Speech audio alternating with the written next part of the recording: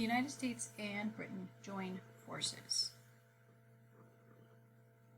Now that we are, as you say, in the same boat, British Prime Minister Winston Churchill wired to President Roosevelt 2 days after the Pearl Harbor attack, would it not be wise for us to have another conference, and the sooner the better?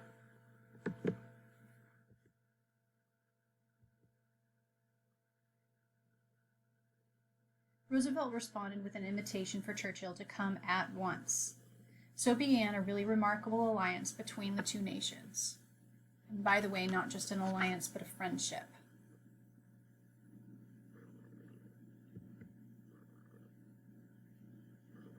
The propaganda campaign in the United States is now out full force, and you've seen propaganda in historical lessons before, but I just wanted to encourage you to be reminded that at this point we start to see the enemy portrayed in animalistic ways. It's one of the first steps toward genocide, is like the dehumanizing of the enemy so that they look less human. So you'll notice in this first propaganda poster that this is their more animal-like features. For example, the face is elongated, the mustache is elongated, giving it kind of a rat-like feature.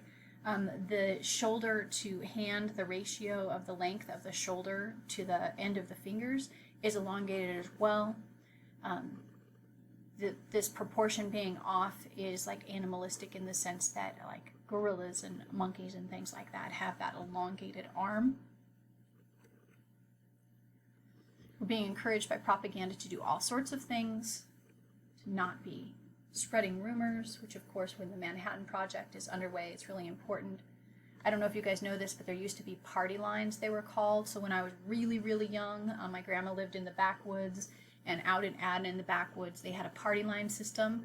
So your phone line would be connected to like 3 other neighbors' phone lines. And if the phone rang, ding, ding, that was your ring and you'd answer. And if it rang once, it was somebody else's.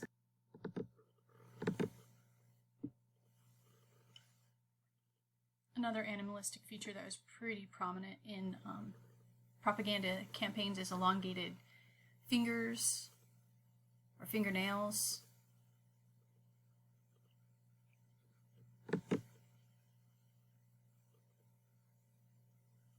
Coloring that hunch of the back over to look a little bit more animalistic. And I put this poster in on the left just because most people don't know what it means anymore, because it's a lost kind of art form for many. But purl, P-U-R-L, is a term for knitting, and so propaganda campaigns encouraging women in particular to knit in honor of Pearl Harbor.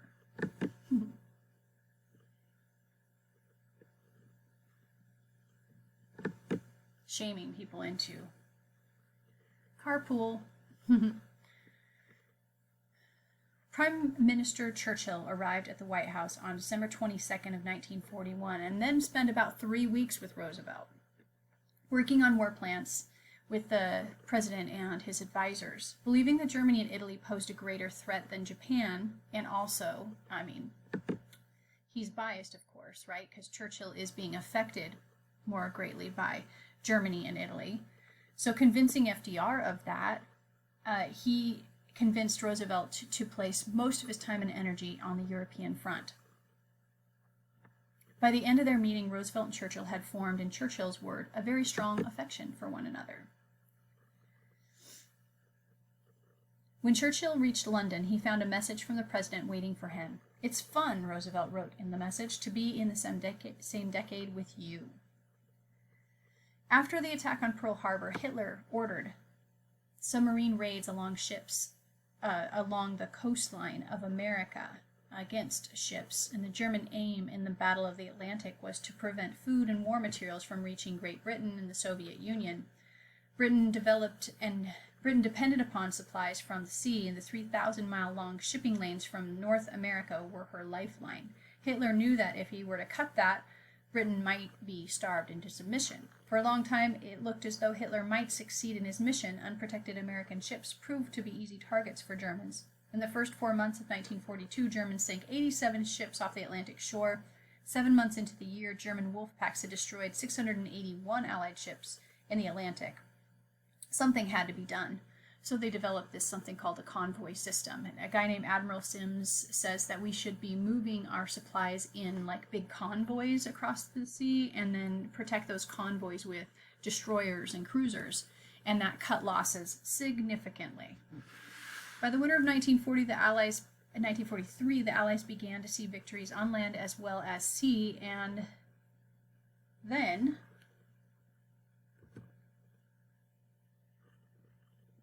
sorry about that. These are like flip-flopped a little bit, but this is about Operation Torch. So one of the first things that Churchill convinces Roosevelt to do is to go to Europe, but they figure that Germany is expecting them to land like right along the French coastline where it's German-occupied territory. So they decide to go to North Africa instead and open something called Operation Torch. So Dwight Eisenhower is placed in charge of Operation Torch, and he's going to meet a German general named Rommel in North Africa.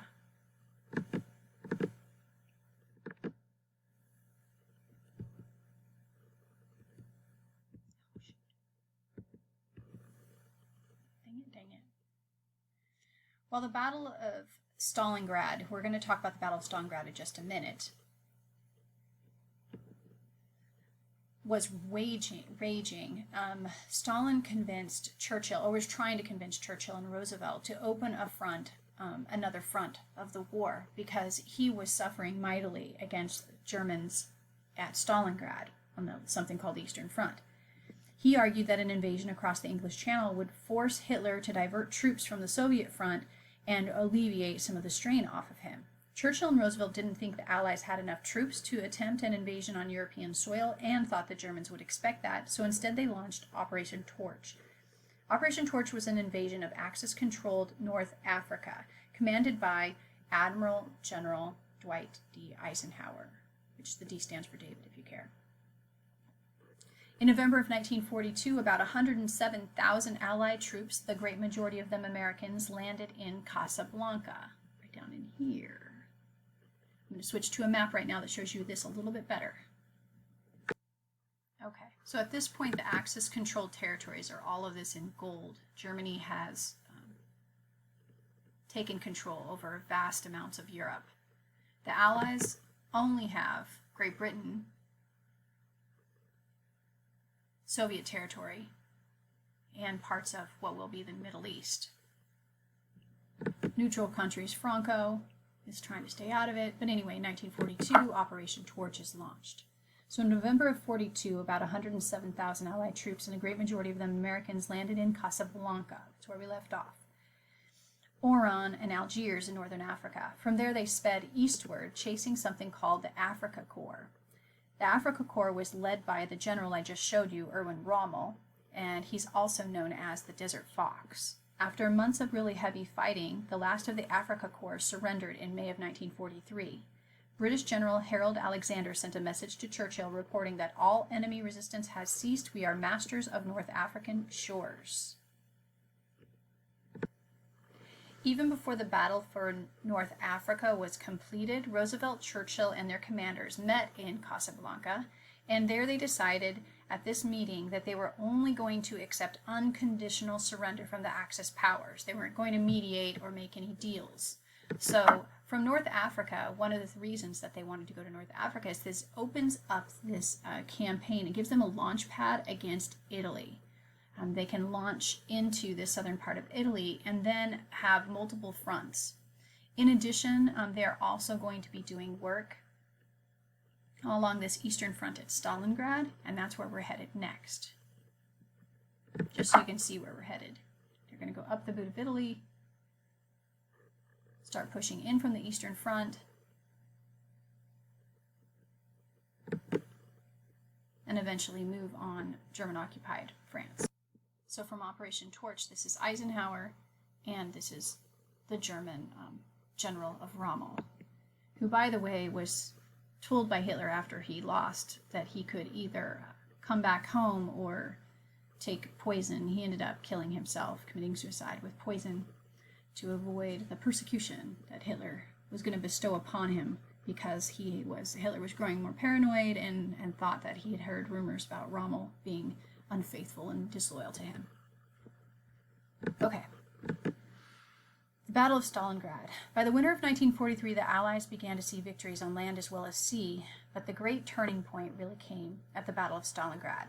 So the Germans had been fighting in the Soviet Union since June of 1941. Stalin was desperate. In November of 1941, a really bitter cold had stopped them in their tracks just outside the Soviet cities of Moscow and Leningrad. When spring came, German tanks were ready to roll again. In the summer of 1942, the Germans took the offensive in the southern part of Soviet Union. Hitler was hoping to capture Soviet oil fields in the Caucasus Mountains, but he also wanted to wipe out Stalingrad, a major industrial center on the Volga River, and also, of course, the namesake of Joseph Stalin. The German army confidently approached Stalingrad in August of 1942. To reach the Volga and take Stalingrad is not so difficult for us, one German soldier wrote home. Victory is not far away. The Luftwaffe, the German Air Force, prepared the way with nightly bombing raids over the city.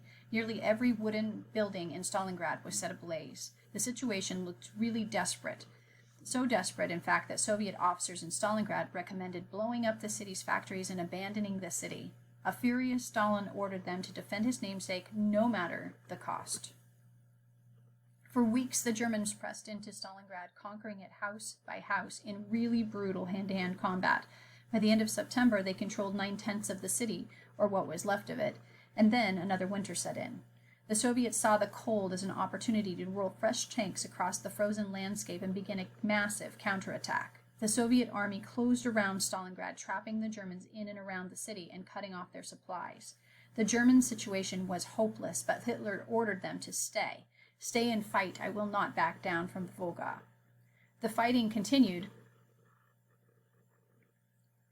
as winter turned Stalingrad into an absolute frozen wasteland. We just lay in our holes and we froze, knowing that 24 hours later and 48 hours later that we would still be shivering precisely as we were now, wrote one German soldier. But there was now no hope whatsoever of relief, and that was the worst thing of all. The German commander surrendered on January 31st of 1943. 2 days later, his starving troops also surrendered. In defending Stalingrad, the Soviets lost a total of 1.1 million soldiers, and that's to say nothing of the civilian death toll, more than all American deaths during the entirety of the war. Despite the staggering death toll, the Soviet victory marked a turning point in the war. From that point on, the Soviet army would be moving against Germany.